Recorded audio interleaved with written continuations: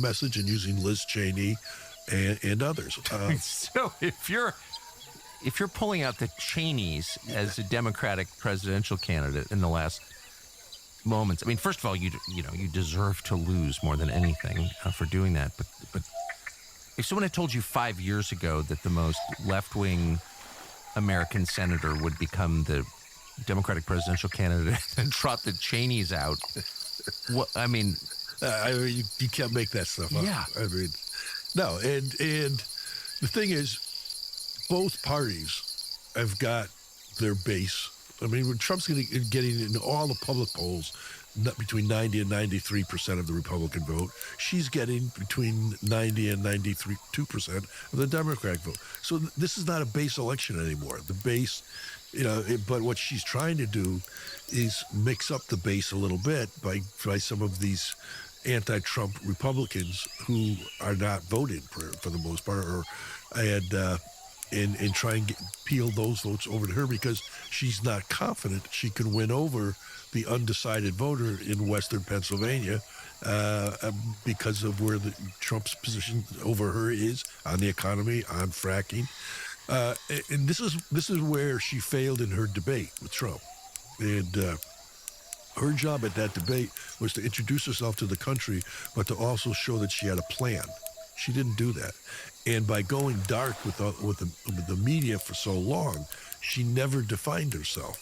And what the Trump campaign has done, using her and her public appearances and her recorded statements from 2019, as well as while vice president, we've defined her using her on her positions, and that's worked. And as a result, you have a lot of. He's carrying the independent vote. We could carry the Hispanic vote. Like majority? Like majority in a couple of the battleground states, yes. Like a majority. He's getting 25% of the So vote. that's a history-changing change in politics, if that happens. Yeah, and it's for a lot of reasons, but all of them make sense. It's independent in Nevada and Arizona. It's because of the border. It's because of the crime. It's because of the impact of illegals on their communities. But it's also cultural values and wokeism, and family values. It's school board issues and transgender and things like that. Where in the Hispanic families, it's a culturally tight-knit family situation. These are issues that bother them. I think Nevada's majority Hispanic now, or it's pretty close. Close for sure. And so the idea was that people with Hispanic last names love illegal immigration. But that's turned out it's not true at all. No, because they're suffering the most. And one, because of their jobs. Two, because of the impact on limited community resources. Three, the crime is in their neighborhoods. And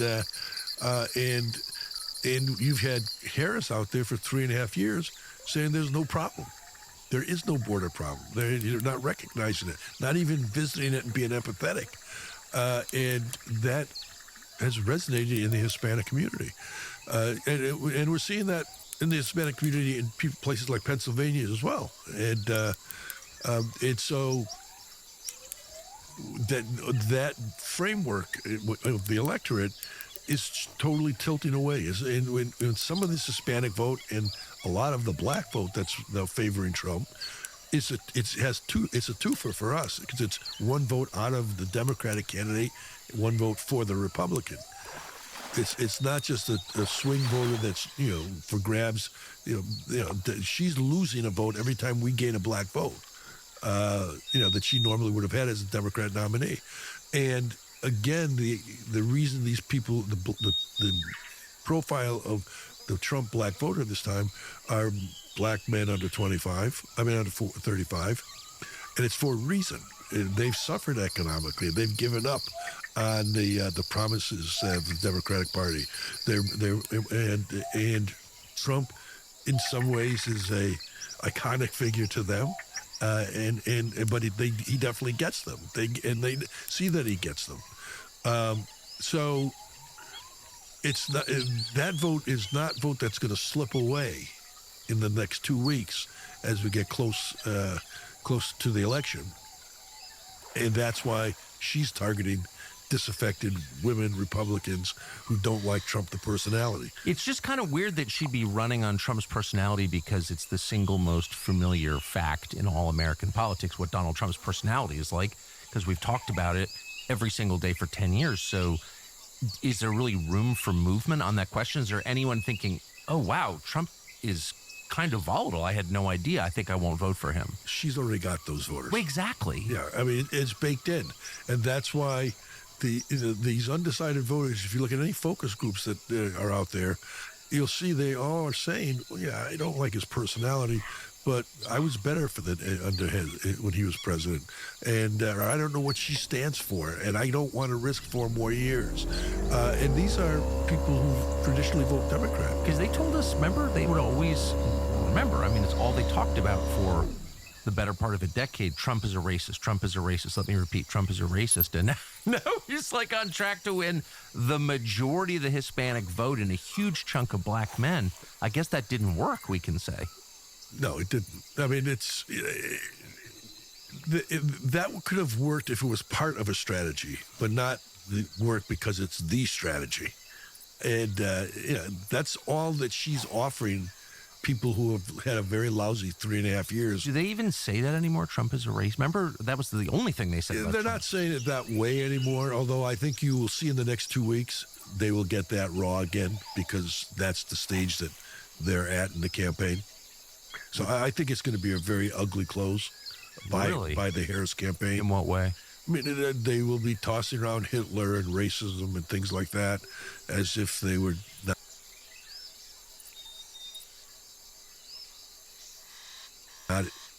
Is not the kind of powerful words that they are. Who knows you better than you know yourself? Is it your spouse, your parents, your siblings? Oh, someone knows you even better than they do.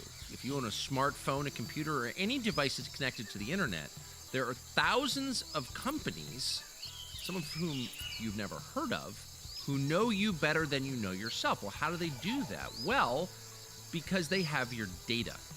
And because they have your data, they know everything you've ever bought, even the things you've almost bought. They know who you talk to. They know your private and personal beliefs and more. All of that information turns up in something called a profile of you. And those companies can sell that profile to anyone they want. Marketers, activists, and yes, governments. You have no privacy. And because you don't, there's a $200 billion a year industry feasting on your data.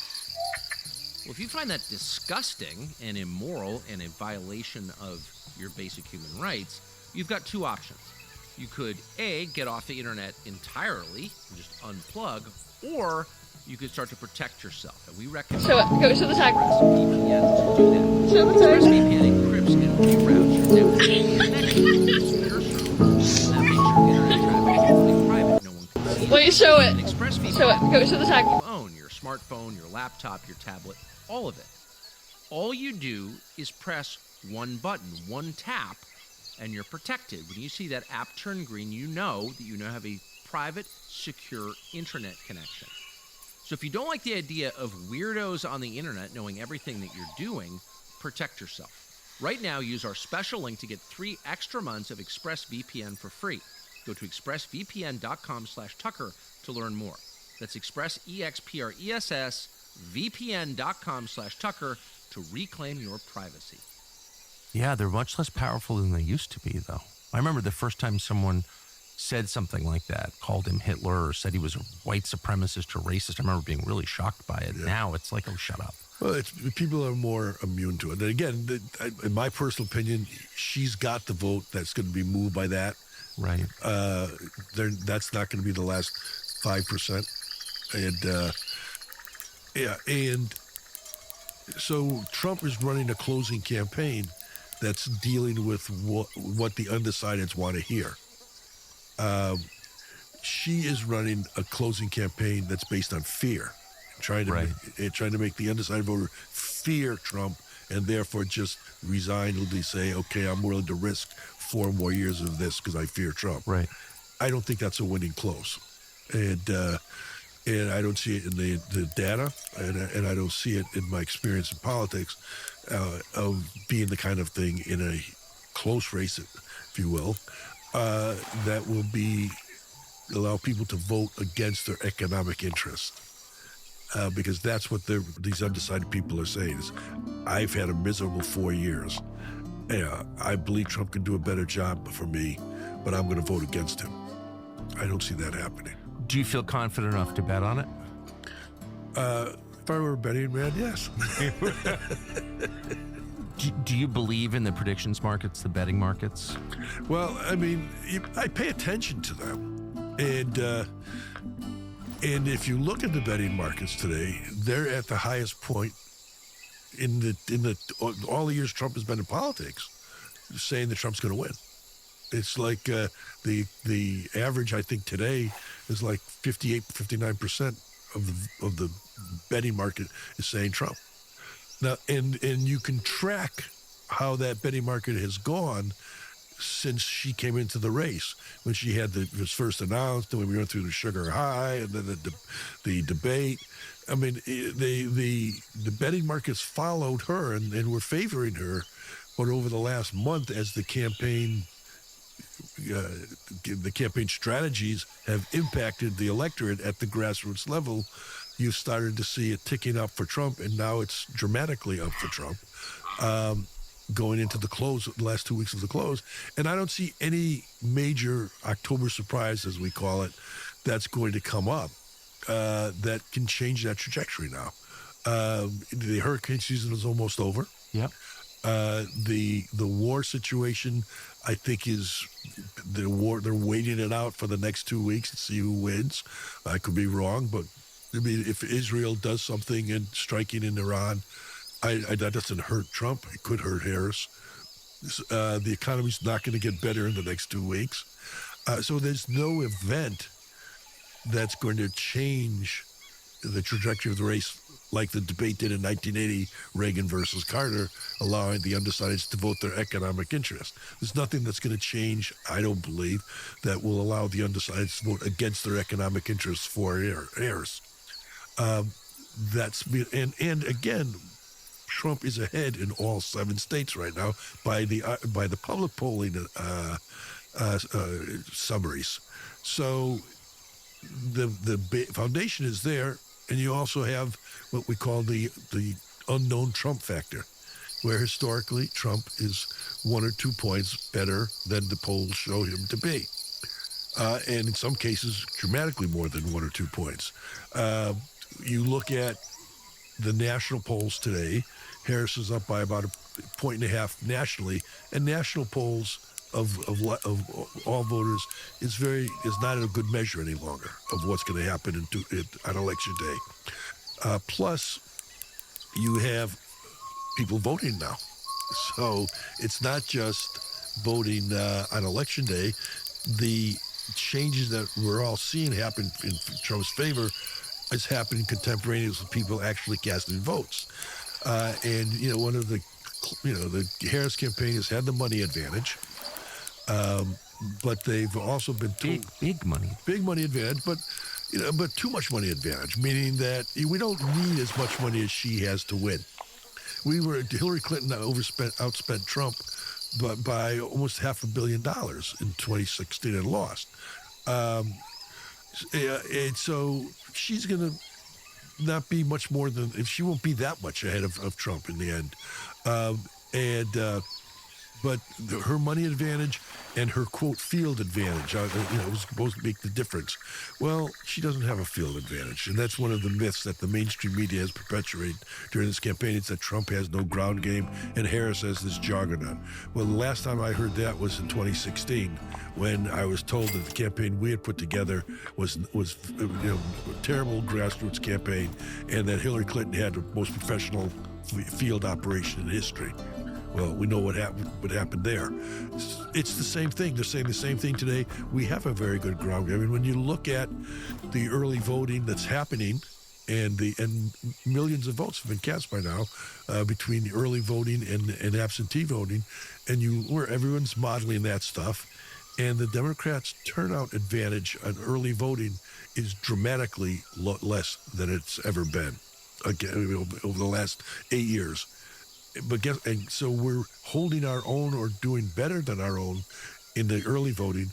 But then guess who has an advantage on election day? We do, because that's where we've always had to turn all of our vote out, because we always were against early voting until this cycle. She doesn't have as good an organization for the election day as she has for early voting, but she's not winning the margin she needs so far in the first 2 weeks of the early voting that's happened. So the field organization isn't even an advantage at this point in time. We've got the issue advantage, we've got more than enough money to do what we need to do in our campaign.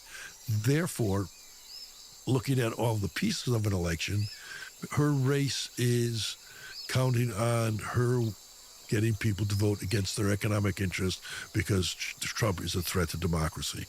I don't see that happening. I agree with you.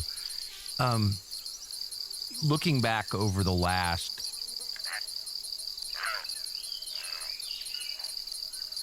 3 months, really since June, since the debate between Trump and Biden, what are the things that the Trump campaign has done right, do you think? Well, they were ready for Harris. I mean, we saw going into, after the debate in June, the possibility that Biden might not be a candidate. I didn't believe it. I thought he would never quit. But the campaign saw the possibility. And so they did their research on Harris and on the other potential candidates that could have been the nominee, so that when Biden did drop out, we were ready. We had ads ready, and we knew how we wanted to find all of the potential opponents we might have. We didn't think that they would get rid of Biden and give us Harris. Because we viewed Harris as the weakest of all the potential candidates, because she'd have to live on the record of the administration. Exactly. But that was Joe Biden's gift to Donald Trump, because Biden was so upset with the Democratic coup d'etat against him that he told him he was going to endorse his vice president. When we had Nancy Pelosi and Obama wanted an open primary of all the leading candidates so that they could control who would come out of the Democratic convention. They didn't get that. Biden announced on Sunday he was quitting, and announced on Monday he endorsed Kamala Harris, and then it became impossible for anybody to run against Harris. You think that was an act of aggression against his own party? I do. Really? Yeah. So diminished though he is, you think that Joe Biden was angry enough at Pelosi and Obama that he decided to screw the Democratic Party by gifting them Michelle? You've watched his Irish temper enough times as I have. Yeah. And you know how he's always felt disparaged by the Democratic establishment, including Obama, including Nancy Pelosi. Yeah, especially Obama. Yeah. And when he didn't want to quit, he felt, and there's a case to be made today, that he could have been a better candidate than Harris, because he felt all along that the Democratic base, which was the reason why he was trailing badly after his debate, would have no choice but to come together after Labor Day and support him, and then he thought he could beat Trump again. You look at if you want to analyze it through his eyes, he's probably right. The base would have come back to him. The media would have had to come back to him against Trump, because they were always going to be against Trump. And he would be a much better candidate in Pennsylvania. He'd be a much better candidate in the Midwest, because he's got working class roots. You've got an elitist Democrat liberal as the Democratic nominee.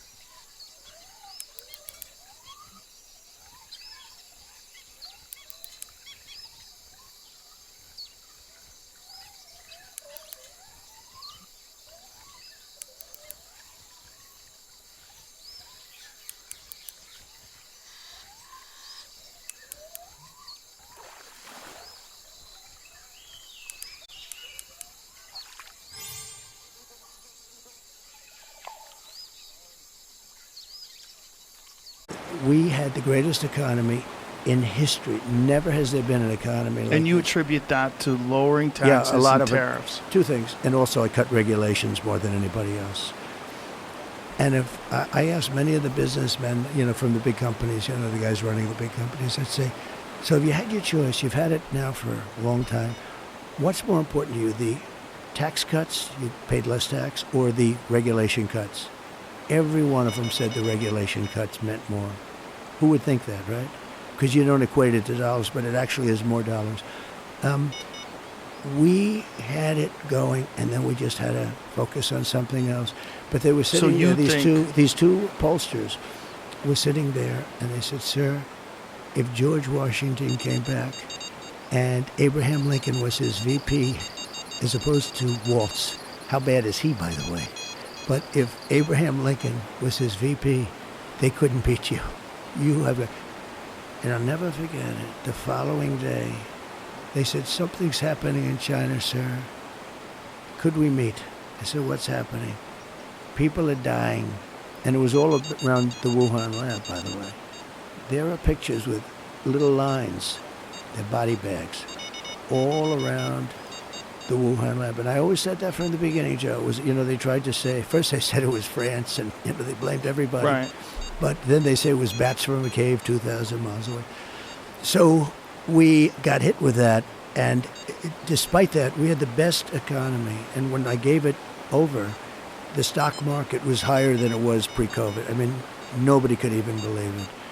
But we saved it, and we were helping businesses. They were dying. They were So dying. it's your belief that if you had a second term, given the policies in place, the way the economy was booming, that you would have been able to pay off a lot of the debt. And that was the strategy. If we didn't have COVID, we would have been paying off debt, and we would have had, and don't forget, by growth, the word growth is actually more important in a way, because you could have the same debt, but if you doubled your growth, all of a sudden you're under-levered. But still, we should pay off debt. If you viewed this $35 trillion right now, it's a lot.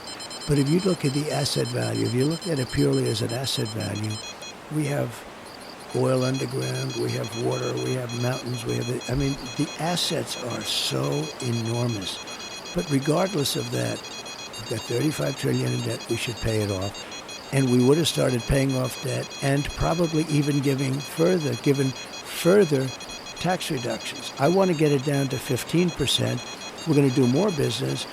But when you get hit with a COVID, everything stops, and you have to keep these businesses alive. The businesses were dying. They were just dying. This whole place, this country was going to die. Are there influences outside of environmental that keep people from wanting to drill for oil and frack and do those sort of things, outside of the environmental concerns, which are legitimate, of course? No, but are there other influences that maybe over-accentuate or over-exaggerate these environmental effects? Are people being influenced in a way where they're trying to keep us from producing American oil? Yeah. So the environmental is the biggest tool for stopping growth, the biggest tool. The other is regulation. And if you speak to Elon, he said the regulation now to send a rocket up to anywhere, even if you do everything, it's becoming impossible. But they use environmental in order to get people not to do anything. And sometimes I say, I look at some of I know the environmental stuff better because I had to build buildings in New York. I had to do environmental impact studies. And I would see some of these guys that I'd hire for a lot of money, environmentalists that would get you through the process. And they'd be up in Albany, that's the capital of New York, and they're up there trying to make it tougher for guys like me that were builders because they'd get paid more money. In other words, I had one guy, highly recommended, I was good at getting permits. I was one of the kings I was always very good. But the environmental stuff was always horrible. They could slow a project down 10 years, 15 years. I had a project in Louisiana, built big LNG plant. It was for 14 years.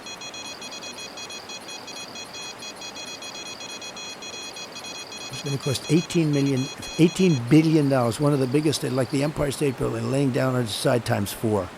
Massive on the coast, on the Gulf Coast. And they said, sir, they're going to give it up. I said, they shouldn't give it up. What's the problem? They can't get their environmental. They had environmental permits that would fill this whole room up to the ceiling. And they said there was one mistake on one little line. They wanted to do it all over again. It's not going to happen. And I got them their permit instantly. And they built the plant. It's massive. So when you're saying that, there's people that are making money by making it difficult. Yeah. Are you talking about lawyers? No, I'm talking about environmental consultants and lawyers. Environmental consultants profit off of dragging out the process. Absolutely. And how do make they the profit? process worse. How do they profit? And I'd off probably do the same thing if I were them, to be honest with you. As a I want to be businessman. honest with you. How do they do that? How do they make it? Let's say New York, they go to Albany. Okay. And they convince people that if you have a certain type of plant on the ground that's this big and, in theory, valueless, that it's a rare plant and you cannot even touch it. You can't go near it. You can't put a building on it. You can't do anything. Or there's a little puddle, and they call it a lake. And you have to go by the standards of a lake. I said, no, that's a puddle. Oh, you have no idea. Guys are filling a little puddles. You have no idea what they do. And and they use it as a way to stop you. They use it as a way to stop you, and also as a way to generate money. I'm curious how they're generating money that way, though. Well, they get fees. They get fees. Massive fees. And you pay these guys. People rely on them as experts because they're the people that they go to when they have to run these studies in the first place. But some of them are just bad guys, and they're trying to make it more and more difficult. And they have a lot of power. I think they maybe had more. They didn't have as much with me because I would get through them, and I understood it. Look, I've done so many, they call it environmental impact study. I did so much to build a building. To build a building in New York is very tough. You got to deal with, think of it, financing, unions, all the municipal stuff, environmental. Of all of it, to me, the toughest thing was the environmental, because they could stop you cold with the environmental impact study stuff. And you hire a so-called expert. They say, sir, he's the one guy, he can get you through the morass. It's a morass. It's horrible.